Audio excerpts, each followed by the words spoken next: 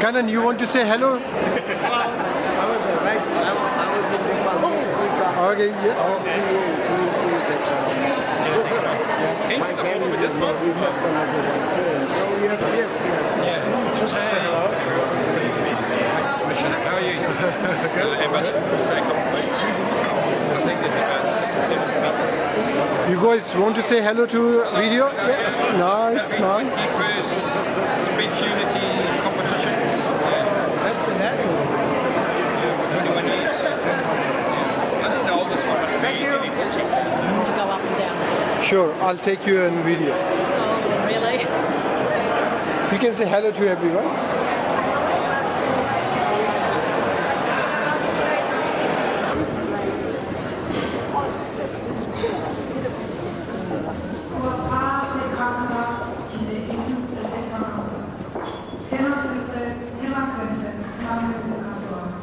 Good evening, and welcome to our 21st anniversary celebrations.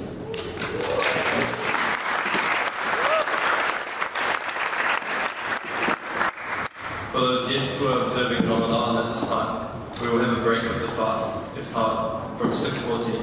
For those who need to excuse themselves, there will be water and dates provided there, and you can be escorted to our prayer room downstairs. The Karakiati Mahana will be offered by Lucia Tui Bernard, National Champion of the Speech Awards in 2020.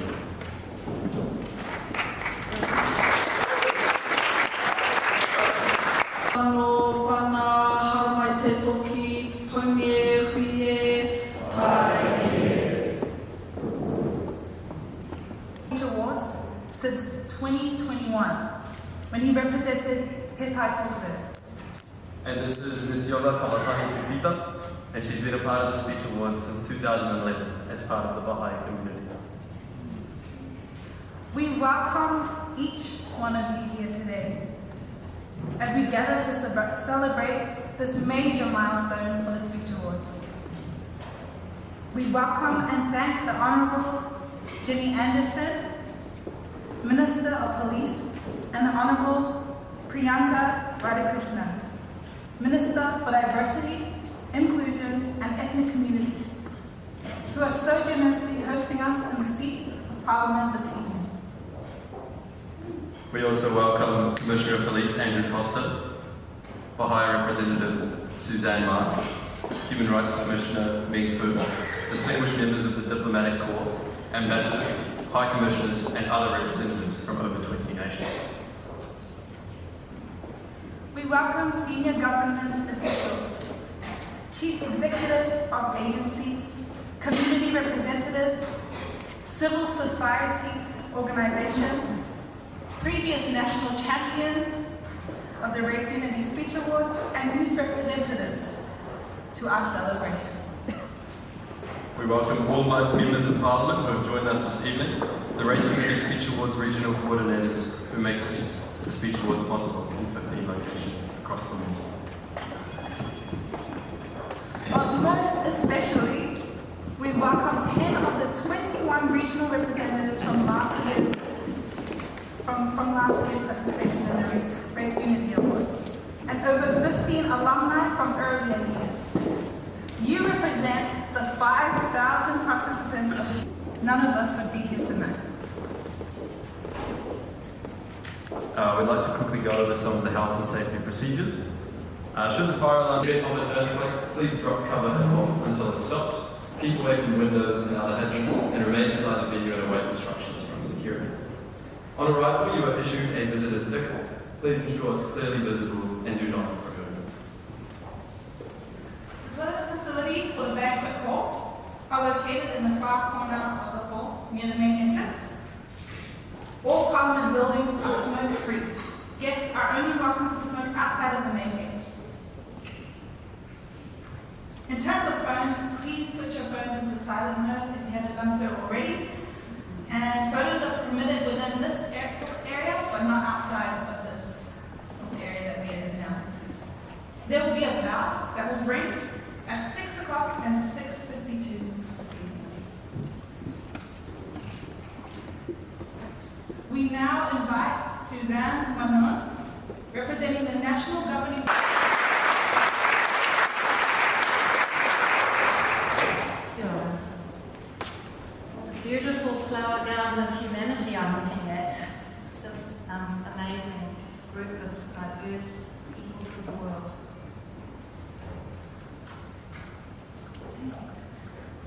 Tēnā tātou e aku rangatira, rangatira mā. E tau mai nei I tēnei tō. Nō reira, te mihi mana tau, ana hau ki a tātou katoa. Good evening, ladies and gentlemen. It is an honour to be here today to speak about the Race Unity Speech Awards. Recent events in New Zealand and overseas have shown that racism, nationalism and other forms of prejudices remain powerful in every sphere that we imagine. Politics, the media, social media. It's important, therefore, that we continue to address these issues and strive for greater levels of unity and understanding of all people. The Race Unity Speech Awards are a contribution by the Baha'i community towards eliminating prejudice and bringing about unity in Aotearoa. And the awards were established after the death of race relations advocate and member of the Baha'i community, to the establishment of the Speech Awards in his memory, which aim to promote positive relations and youth oratory skills.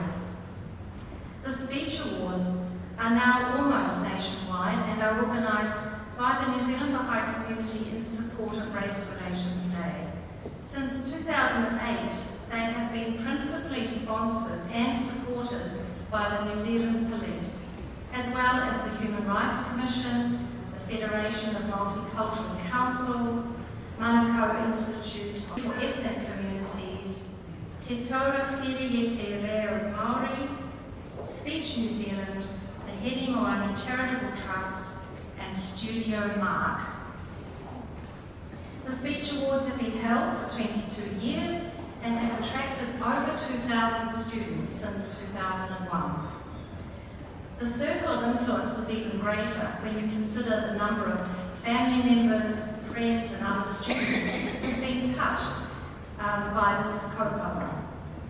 Over 40,000 people have listened to these speeches in person and over 2 million have viewed them online.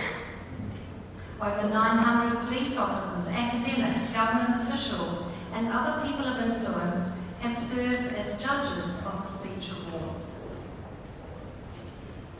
Baha'is believe that empathy and compassion for others are essential for building relationships across of the human race. Everyone has their own role to play in the eradication of racial prejudice and injustice and the establishment of true unity. In conclusion, we must continue to work together to eliminate racism, prejudice and injustice, and nurture and support our young people, protect them from the influence of racism, and foster their love for diversity, equity and justice. And the Race Unity Speech Awards provide a platform for young people to share their vision for a united and just society.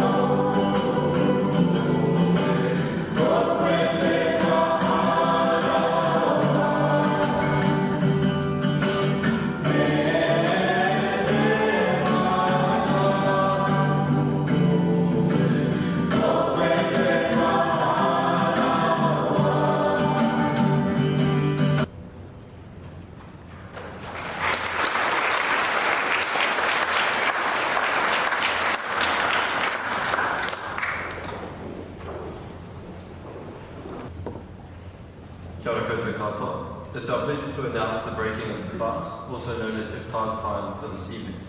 As the sun has set, we would like to invite our attendees who are fasting to break your fast. Dates and refreshments are placed over there, and we have a prayer room downstairs to which you can listen. We now invite our host, the Honourable Ginny Anderson, to address us.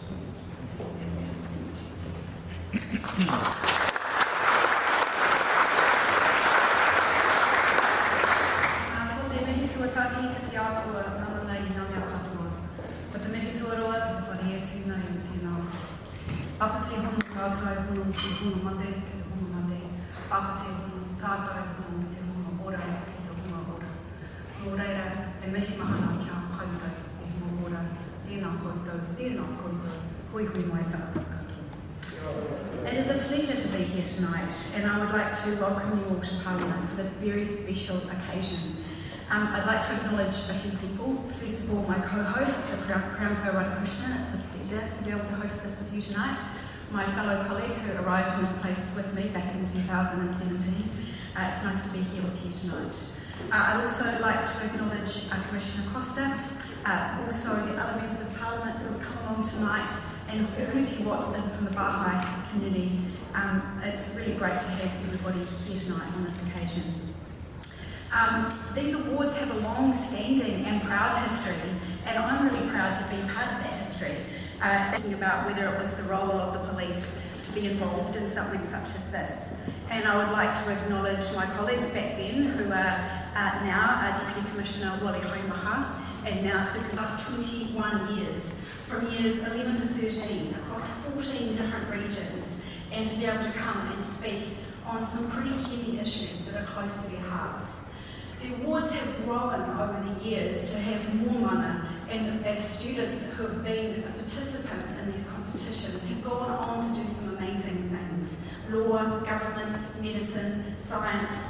In 2020, the winner received a scholarship to Harvard University. The Speech Awards have a focus on fostering positive race relations, but it's also, from my point of view, a real opportunity to hear the voice of youth, and that has been so important.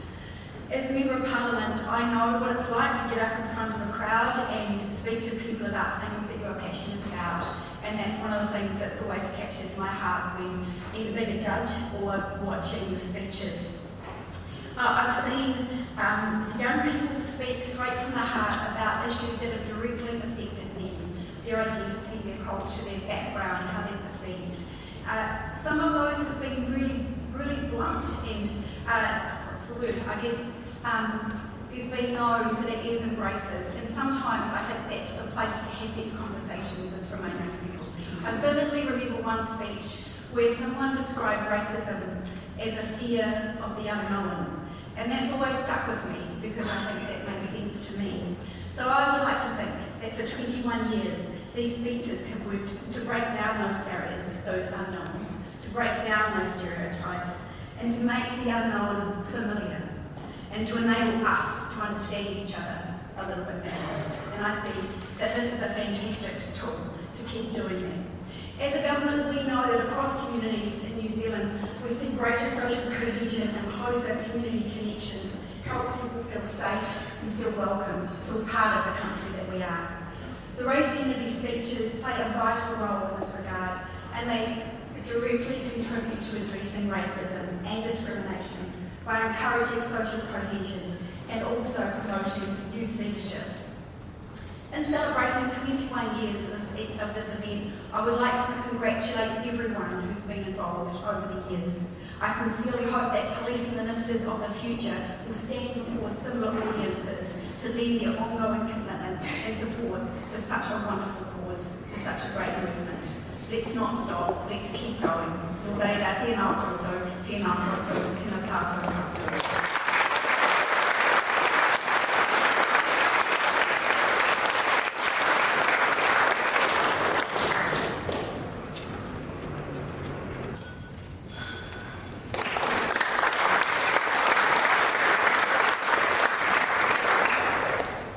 Tuia ki te rangi, tuia ki te whenua kai. Tuia ki te ngākau o ngā tangata katoa, tēnei nori ora. Tēnā koutou katoa. Te whare parimata, tēnā koe. I ngā iwi o tēne rohe, ngā te awa, talanaki whānui, keitini. I ngā rangatira, whenei tini. Mi ianga kia koutou e hui mai nei, no reira, tēnā koutou katoa. Kia ora, ni hao, namaste, Satria Kala, hola, como está, konnichiwa. Look, it's really awesome to be here with you all tonight as part of this special occasion. I particularly want to acknowledge our co-hosts, Ministers Anderson, Radhikrishnan, Tinapulua, Members of Parliament, Luti Wilson from the Baha'i community, Race Relations Commissioner Fu, police colleagues, members of the Diplomatic Corps, distinguished guests, ladies and gentlemen. Firstly, particular thanks to the Baha'i community for your ongoing support of the Race Unity Speech Awards, to our fellow sponsors, partners, agencies for the time dedicated. In 2008, we became the principal sponsor of the awards, and it's been our privilege to do so for the last 15 years. This journey forms part of our business to deliver services New Zealanders expect and deserve. It also highlights that many good ideas and policy come from the front line.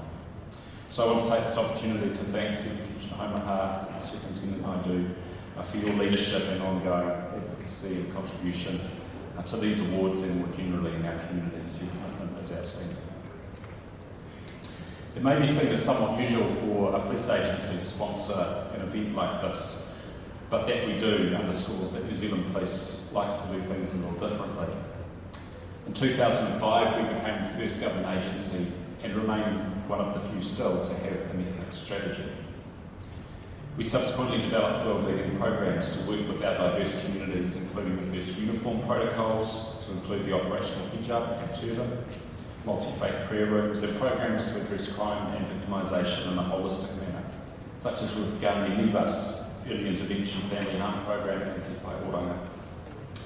Our participation in these awards shows our continued successful investment in proactive discussions on racism over a long period of time. It also aligns to our prevention through partnerships priority, which is about working with and alongside communities in order to build trust and confidence in us. These awards have an intrinsic value for our diverse communities, and it's always incredibly enriching for our frontline staff who get the opportunity to participate across the 14 regional peaks as judges, and being able to have the speech participants address our leadership groups in our police meetings. Last year, the theme for the speech awards was Ngā Mati Mati no Te Ringa Kotahi, the fingers of one hand. This theme and the themes from past years have a strong connection with our core policing values, such as respect, commitment to Māori and the treaty, and valuing diversity. New Zealand Police, alongside other government agencies, is working to implement recommendations from the Royal Commission inquiry into the terrorist attack in Christchurch, Musdadane, on 15 March 2019. Recommendation 42 is one of the police-led ones to create a victim-centric response to preventing hate crime in Aotearoa, improve the way we respond to hate crime and hate incidents, and reduce and prevent hate crime and hate incidents from occurring. The programme to address this is called Te Rāranga, or the Weave, which has a vision to bring together people, whānau, agencies and community. I acknowledge particularly Tony's passing in August 2021, only a few months after the chair till he delivered a warning speech from this very podium. This powerful message that he brought to us. In a global context, about the future that they want. We've heard each year powerful words and insights from Wangatahi who think deeply, traversing topics about building bridges of race unity and enhancing racial harmony through to society's responsibilities to teach love, inclusion and acceptance. I know that these messages have made a powerful difference in the way we approach policing, and they contribute to these awards. I say to you all, be proud of who you are. Be your true self and have the courage to face the unknown by standing together as one. I leave you with the words of Ta James Hinare. We've come too far not to go further. We've done too much not to do more. Oreira, tēnā koutou, tēnā koutou, tēnā koutou.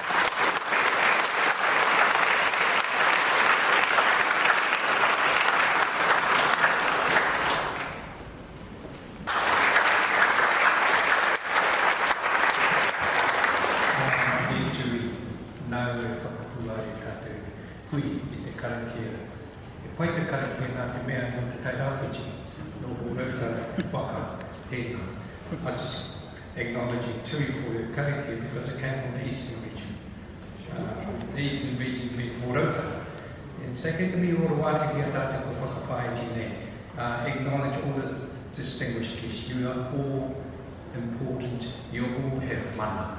And that is the essence of the speech unity competitions right throughout the Motu. And calling it a competition is a bit of a difficult thing for us, really, because someone has to judge them. They have been involved in the speech unity competition right here in the Tairāwhiti, and it's not an easy task. Always the mayor is asked to judge, and I just want to acknowledge the other worships. Raji Prasad, and following on from Gregory Fontaine. And then there was Joris, Dame Susan, and now myself. But there's been a family of support. And Suzanne, you know, you've got an awesome group of people in the Baha'i community. I always have a chat to Paddy and Murdoch, and you know, it's not Anderson and Krishna, it's about building nationhood. And that is the eclectic mix of all of us being here in Aotearoa in a safe space where we can actually celebrate each other's culture, acknowledge and respect each other's work. And I like the work of the police because they are an eclectic mix of a representation of our communities. And we do need the plethora of people that actually represent us in the police, in law and order, in Parliament, the most diverse Parliament in the whole of the world. Having a voice. You know, I see the many groups here and the multicultural New Zealand represented, and many groups here. You all, you know, when you have at the coal face at each corner of our communities, and we have civil society and councils and the government and departments, and I see our friends from different countries, from the excellencies and the different ambassadors and the high commissions. We're all in this together. And not only do we actually build great nationhood, we can be a fine example of being proud New Zealanders and being proud global citizens. And I hope that we can continue this journey and let's celebrate another 21 years. I was just reflecting the other day when I was coming in. I wonder how old the oldest one is. Be nearly as old as my daughter, 39. Time flies. And just say, kia kaha tata, kia maia tata I nei la mahi. Hei tua papa, the foundations o tātou o Aotearoa. I can guarantee you, like the competitors have told us, that one day we will be Aotearoa. Interesting.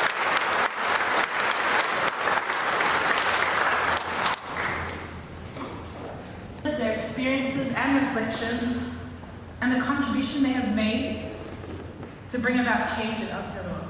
Thank you. We will now have a musical item from a group of Baha'i youth. The item is called Epitama.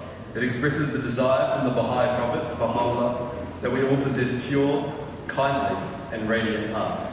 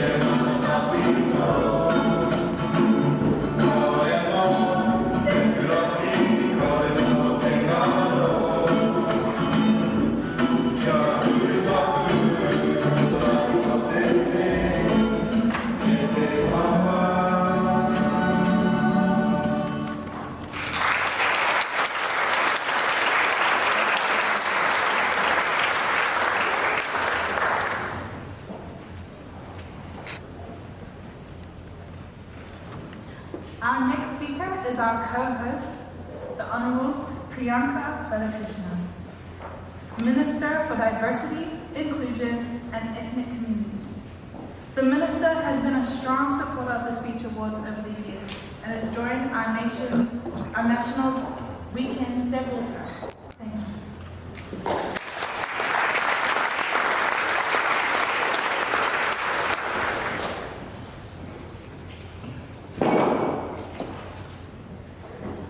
Inga mana inga reo rora tirama tina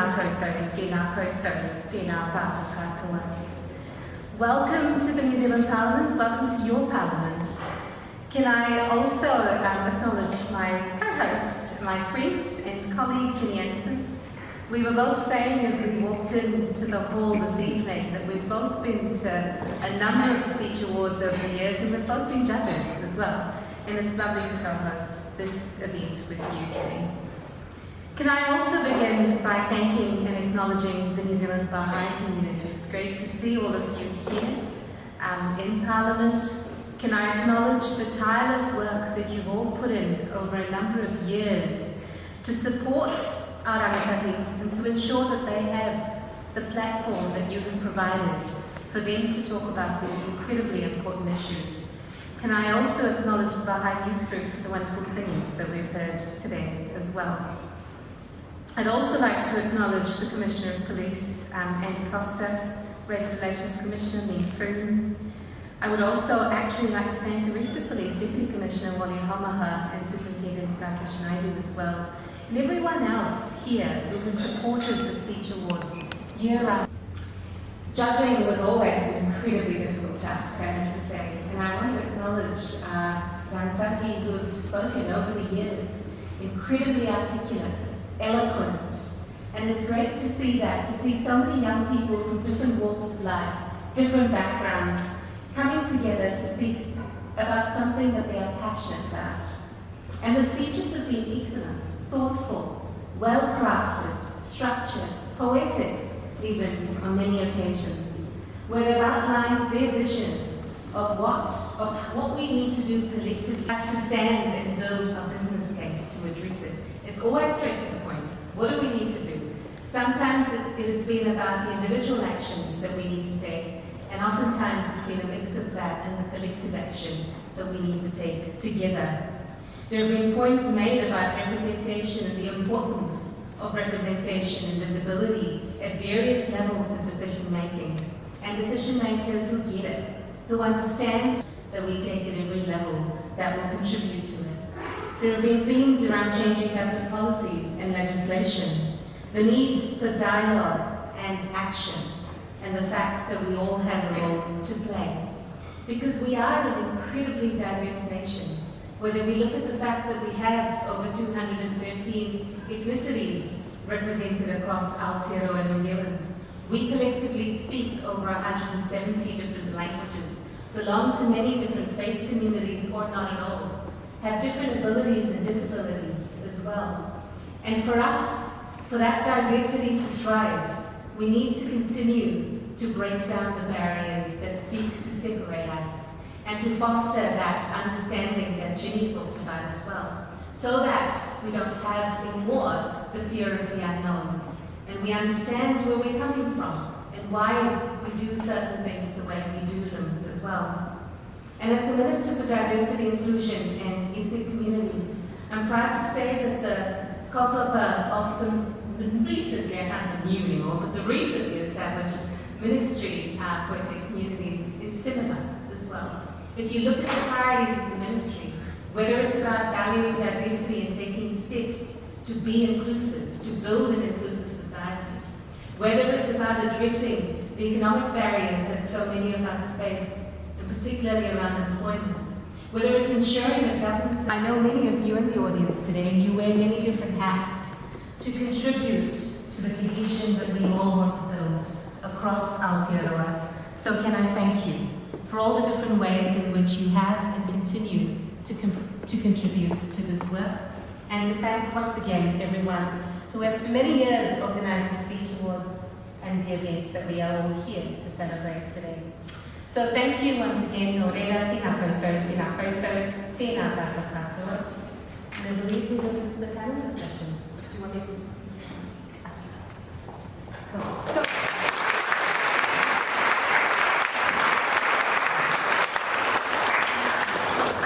So I now have the great pleasure. But can I please call to the stage Mira Coronary, Nora Quigley, and also Tiariki Te Puni.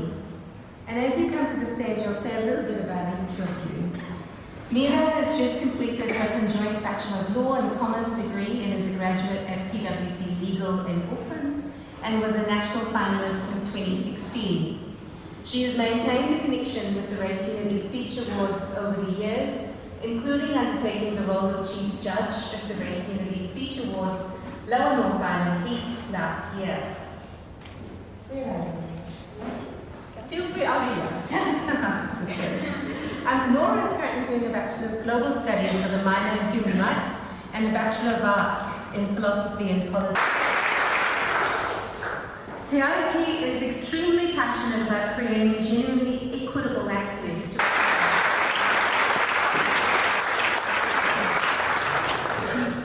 really impressive young people. I'm going to join you there now. Other young people is really what motivated you to commit to furthering racial equity and to work towards unity as well. So can I ask you what role you see young people playing in establishing race unity? A little bit better at correcting people nowadays. It's just the division belts, I think I definitely have got a lot better at correcting people. I think to anyone in the room who may get their name incorrectly pronounced, definitely stand up and correct people because there is so much mana in your name and it carries not only your family but your whole culture and tradition as well. So just wanted to preface it by saying that. Secondly, to answer your question, I think young people play such a crucial role in establishing race unity. However, I think the furthering of race unity is an intergenerational issue and not necessarily something that our youth should carry the burden of. But in saying that, I don't think there can be true, meaningful social change without the participation and drive of our youth. Our rangatahi have the power and potential to create meaningful social change, to dismantle the systems of oppression that continue to disproportionately affect our minority communities even today. If you look at the youth around you, I see a lot of youth in the room, we're fearless, we're impatient, we have a willingness to challenge the status quo, and I think ultimately, as we've seen in the Race Unity Speech Awards, we have a creativity needed to reimagine what we want Aotearoa to look like, and that's really important. And we may be the future of our country, but we're not just future leaders. Don't wait for permission. Engage, educate, advocate, and empower the people around you, so together all of us can create a better Aotearoa.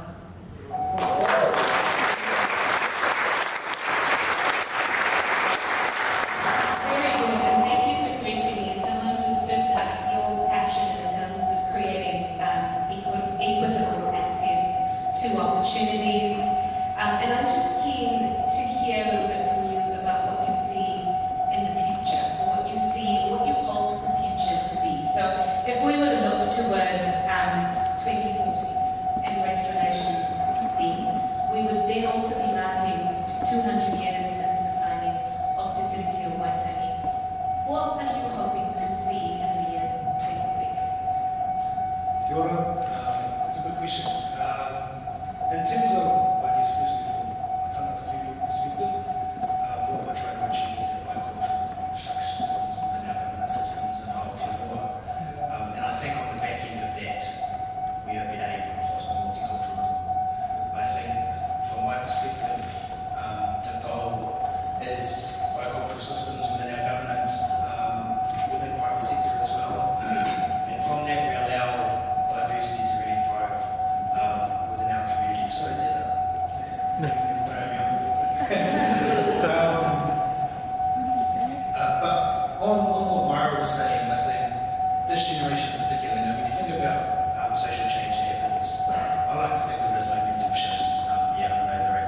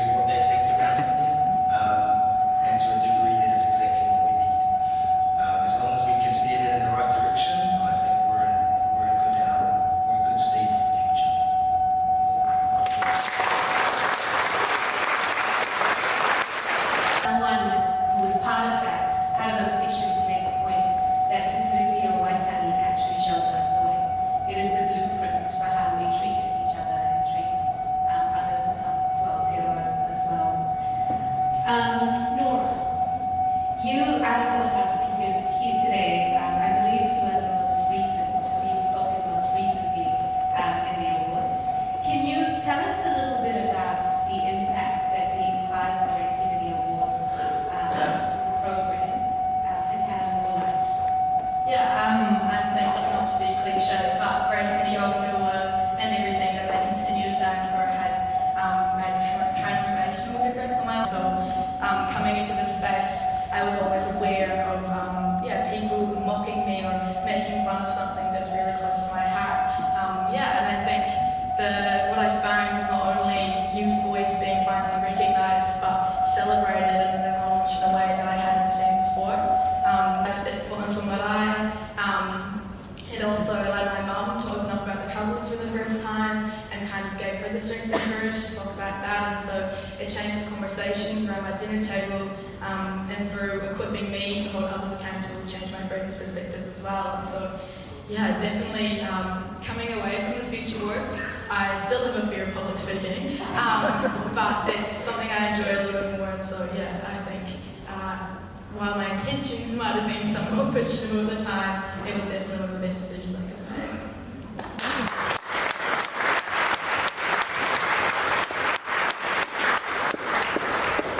Sporadic references, love it. Also, as the former Minister for Youth, I'm really pleased that you mentioned the youth voice, and I think that's actually been a bit of a theme of what all three of you have talked about today, the importance of that. Of course, it doesn't fall solely to young people, but I think we have seen the youth voice loud and clear in a few different, or many different arenas. So absolutely take your point on that. Just sticking with you, Nora, you are studying human rights, I understand. So with that in mind, I'm going to ask you the same question that I asked Tiariki. What do you envision for the year, I'm just picking the year 2040 because it does mark 200 years since the signing of Te Tiriti, and it's, very in the future. So what do you hope for us to have achieved by then? Ideally we would have achieved social cohesion, but I don't think that social cohesion is something that we reach through a series of processes or implementation of systems. Rather, it's a social shift and a cultural shift and narrative change that is everyone's responsibility to cultivate as individuals through taking accountability for our own bias and subconscious the kind of microaggressions that we hold towards certain groups of people. From a Pākehā perspective, I think it's recognising that Te Tiriti isn't just a historical document, that it's a living, breathing thing, that it's the relationship and the bicultural relationship between not only Pākehā and tangata whenua, but tangata whenua and anyone that comes to Aotearoa, and recognising that within that everyone has a role to play. I think it looks like the reform of education systems and recognising what that looks like to have culturally competent based education systems that just look at how do we best support all of Angatahi and all of Tamariki, not those that were historically built, I suppose. I think it looks like Make It 16, it looks like having the voting age lowered, it looks like climate action now, and I think it just looks like my ideal socially cohesive Aotearoa for all looks like it's equitable, it's sustainable, and it's kind to everyone all the time and everywhere.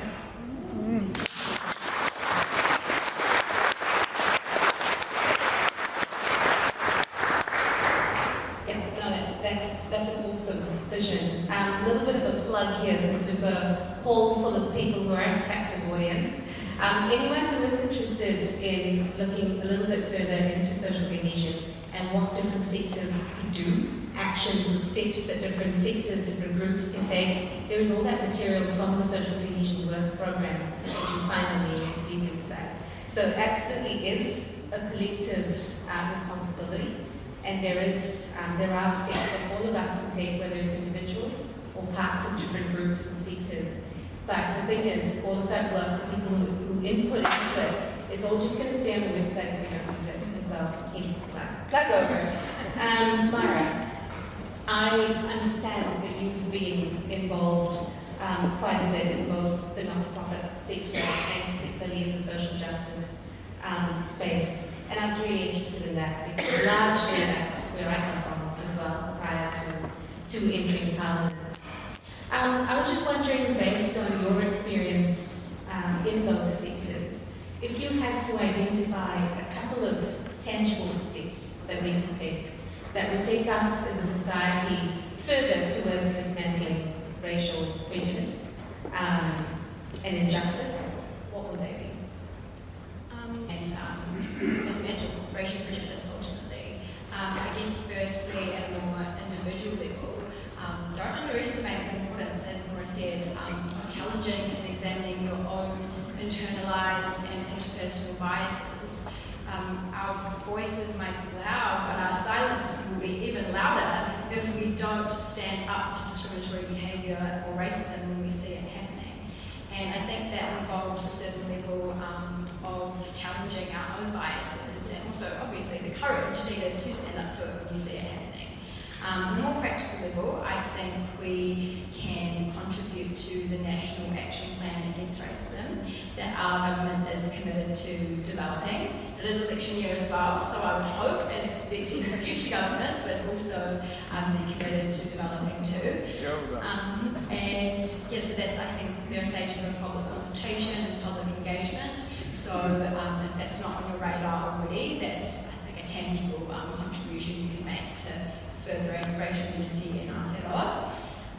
Secondly, I think at a more societal level, I don't think it's something I can talk about in the space of a very short amount of time, but something I think is important is acknowledging the systemic racism that is embedded into our institutions, laws, policies, and practices.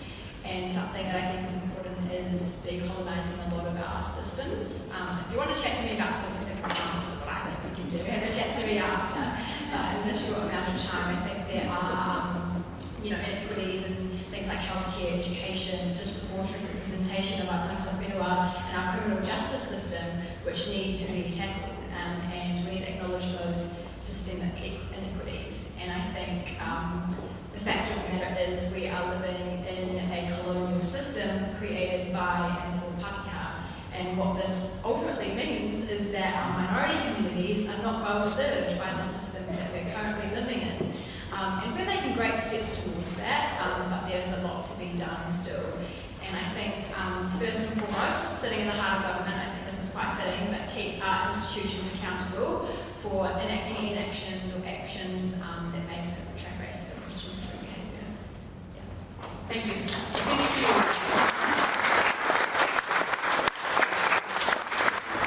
you. You ultimately hit the nail on the head when you said that our system is not set up for us.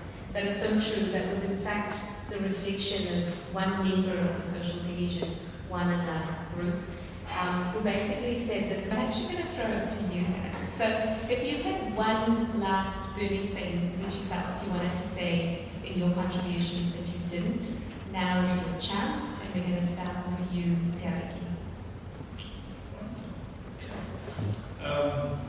I think don't put too much pressure on yourself to change the world. By being in this room, by being in whatever position you're in, you've gone a long way in furthering our rules.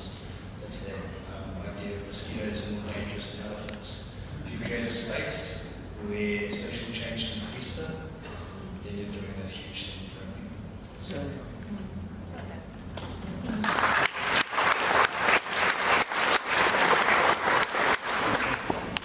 This is probably just a reflection as to what I'll probably experience tomorrow morning. And it's a lot of the time I come into these spaces where I'm so compelled by the hope and the strength that is shown among so many individuals and the group as a whole. And then I'll go back into the spaces of the institutions, of the communities where it doesn't feel as hopeful.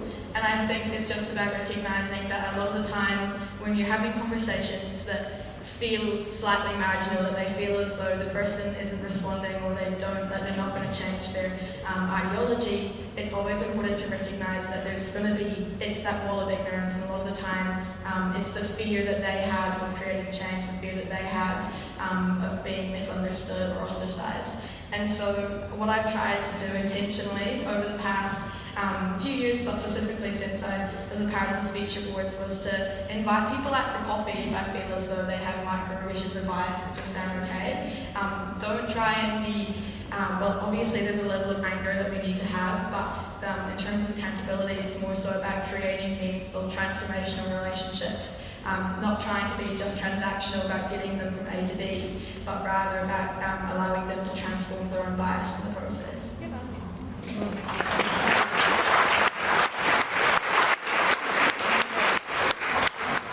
I think you've both summed it up really well. Just to conclude, I just want to say big mahi to everyone in this room, all the young people, and everyone who's doing great things in the community. Just by being here in this room today, in the heart of Parliament, in the heart of change, social change, I think we're all one step closer to achieving racial unity. So big mahi to everyone.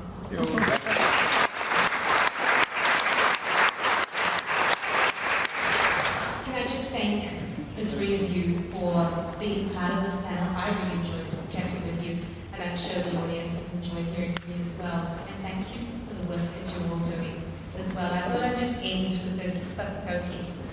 Mamua ka kite amuri, mamuri ka ora amua.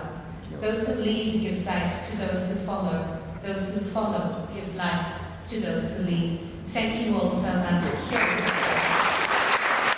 How you use them as a source of courage to really continue action and this kind of discussion. Thank you.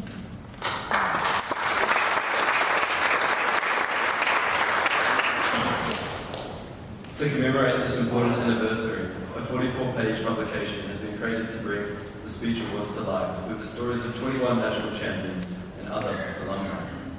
We invite Liv Watson, the initiator of the Speech Awards in 2001, and still one of the national organisers, to the stage, together with Ministers Anderson and Rana Krishna, the Commissioner of Police Andrew Costa, our High Community Representative Susan Martin, Race Relations Commissioner Bing Fu, and Deputy Commissioner of Police Wallace Homer.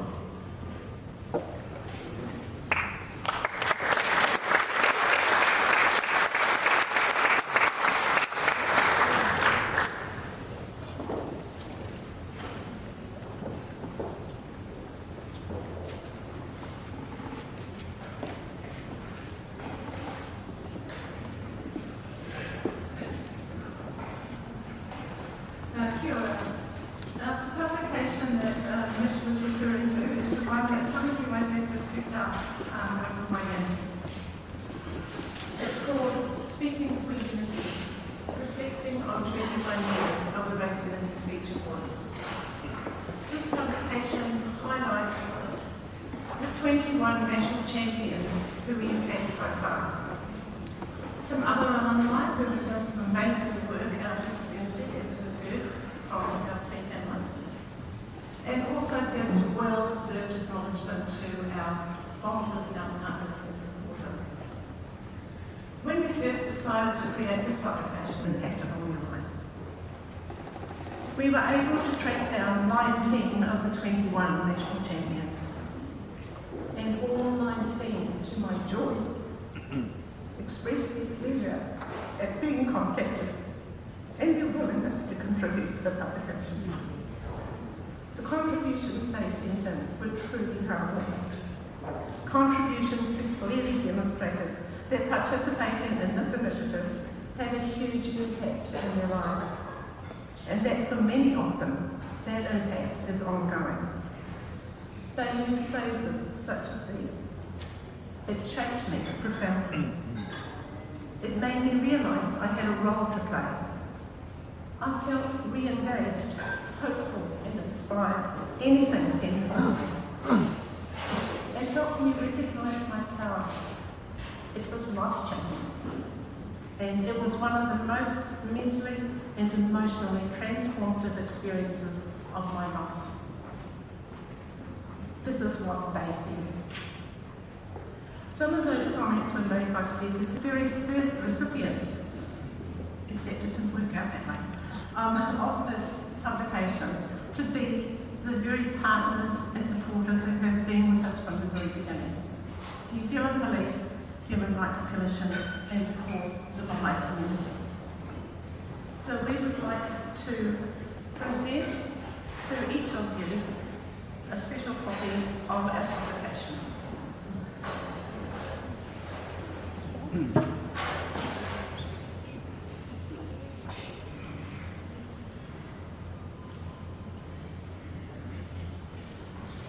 We hope all of you will find this publication inspiring, uplifting and encouraging, and that it leaves you with a sense of hope for the future of race relations in Aotearoa, New Zealand. Please take a copy home with you. They're outside the door. You will find them on tables out there, and if you would like to order more, there is a sheet of paper there where you can add your name and request either a hard copy or a PDF or both. The more people who can be inspired and uplifted by the Rangatahi featured in this publication, the better. Thank you. Thank you.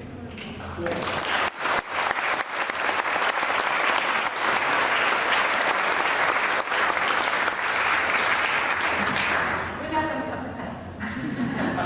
No celebration is complete without cake, right? So we're going to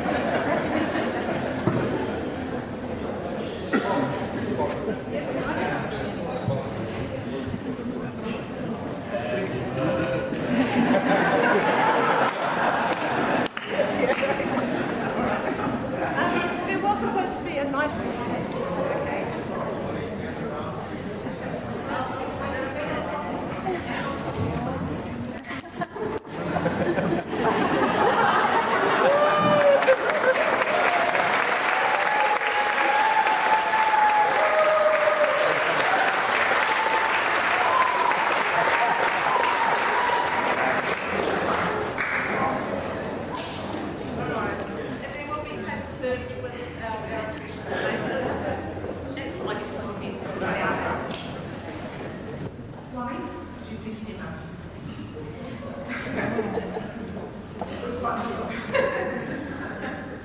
We can't do this occasion but ask without acknowledging it.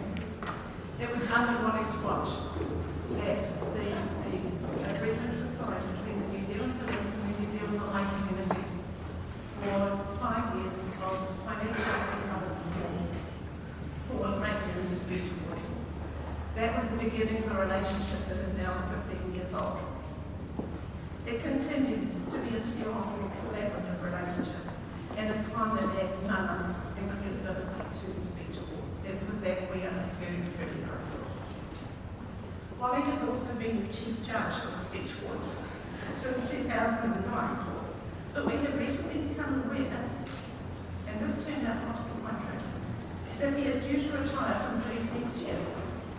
Wally has just told me that he's actually been asked to stay on for another 12 months.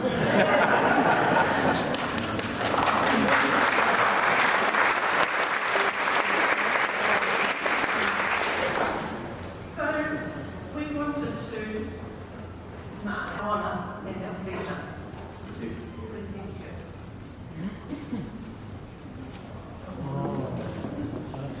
Special.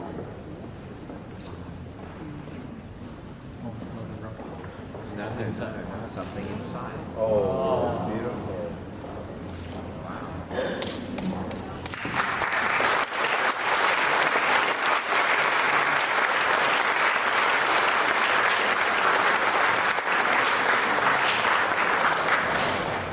Is a representation of Tāmata Kapua, the captain of Te Arawa Waka, to which you connect through Te Arawa Whakapapa. Pedal has a name. It is called Tinanga o Tama Te Kapua, his Kāka Tōtara, from the final rock, written by Raj Irvin, who has been trained in traditional whakaara. Why, we thank you. And we wish you all the very best for a long and happy retirement after many years of service to the people of the Aotearoa New Zealand. When you get there.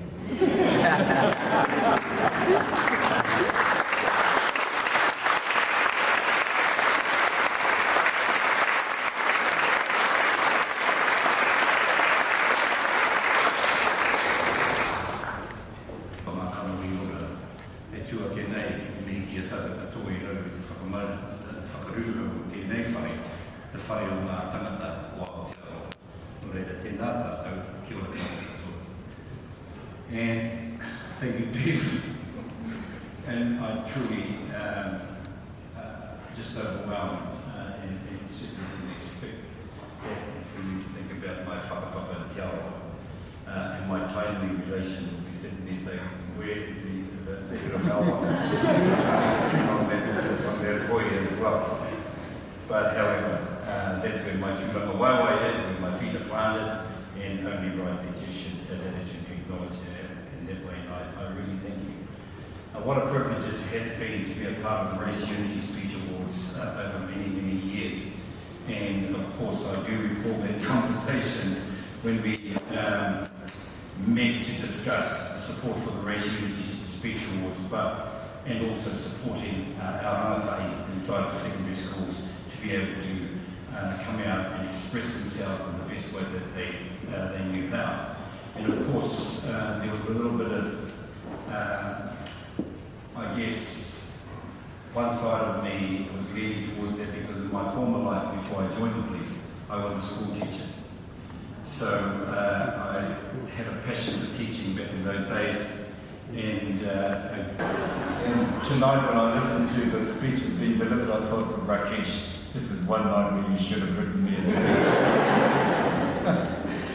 So also to Hutu Watson, Bev from the Bahai community, members of Parliament, Race Relations Commissioner Meng, for your support over many years. Thank you. From the a good conversation in French. Māori boy from Rotorua, speaking French to the French ambassador, and her family lived next door to where he was living in France, or something like that. But anyway, it's a good story. Well done. Can I acknowledge the Bahai community for the privilege of allowing police to support, as well as the memory of Mai Iwana, and the thousands of youth we've had the honour to listen to. They've been the most incredible speeches that I've heard over many, many years. And when you think about race unity and you think about what brings us all together, and listening to these young people express themselves in their different languages, the different countries that they come from, but all they want is to live in a country where they're treated equally, fairness and equality, and the right to express themselves and be free in a country that's safe. And, you know, if we could only bring all of those young people to Parliament and deliver these speeches in front of politicians, I'm sure the nature of Parliament would change significantly, because every policy could be written off the back of what those young people have expressed in their speeches. I'm always reminded of the first Māori king in the year 1858, when there was a large gathering at Ngaruwaihe, and Pōtata Te Whewhiu was crowned by the High Chief from Tuwharetoa, and be firm in the faith. The whakatauki, the implications around that whakatauki was the making of connections, bringing people together, collaboration, how we care for each other, and so that we may work towards supporting a common vision. And that common vision was enshrined in the principles of the treaty. Of course, how do you then protect us as citizens in this country? And so those three important principles of participation, partnership and protection was articulated by these clever people, all having a vision for this country. And of course, I'm equally proud when I sat there tonight, I looked at this board, and I looked at this board just displaying the police intertwined with all of the other agencies that are responsible for bringing us all together. But I'm also reminded of this tohu, which is embedded in the Policing Act of 2008. And that tohu was a tohu put to us by an elderly scholar of Ngāti descent, Dr. Apirana Māpika, who was a mentor to the Mayor of Gisborne at that time, being Fu. And of course, Dr. Māpika, in his whakatauki, said to us, which has become part of the police folk, how would you say that? It's our guiding force in terms of e tū ki te kei o te waka, kia pā kia koe e ngā ngaru po te waka. And that hoi is like the hoi inside of that waka, and the analogy was unless we're all in that waka together, heading in the same direction towards the same goals and the same destiny. And speakers talk about the things that they were discriminated against. Our Chinese speakers, people from Indonesia and other countries right across the globe. You know, it brought tears to your eyes to think about these are the things that young people are facing today in our society. So to the Baha'i faith, thank you for providing the opportunity and allowing our young people to express themselves in the best way that they know how. And I know I did have a couple of things on this script that they did peg a little bit for me. Was next year I look forward to participating in these awards as a member of the audience. Someone else having to make the very difficult decisions as to who the national team is sitting on the side, everyone with their own little biases about who should be winning, who they thought was the best. And of course we go furiously writing the scores down, and at the end they'd all come together and say, I think so-and-so. Somebody went, no, I think so-and-so. Well, to your scores? No, not really. It was the best person who came out. And just to acknowledge Lucia, i te whakatuwhero o tō tātou hui te karakia. Lucia is from my hometown in Rotorua. Her mum is, as the Commissioner said, is the District Commander in Nelson. And when I first saw the name Lucia Thompson come up on the screen in one of the years, I think we were online because of COVID. And she gave her whakapapa as to where she came from, and I thought her grandfather was in the Second World War. Beautiful name, but what a beautiful speech. And Lucia, I keep thinking Lucia. Santa Lucia, Santa Lucia.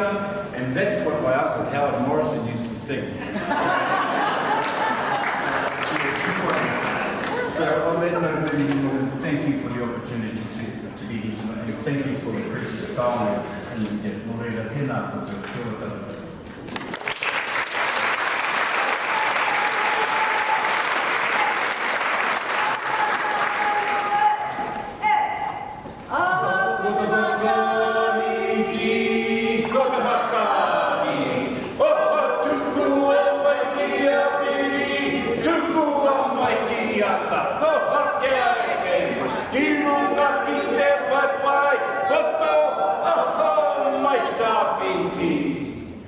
Kia ora. And look, sorry about last acknowledgement to you, Commissioner. Thank you for everything that...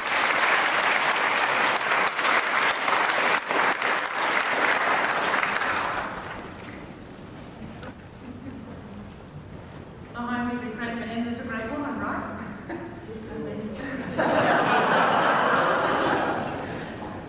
We had some... We had...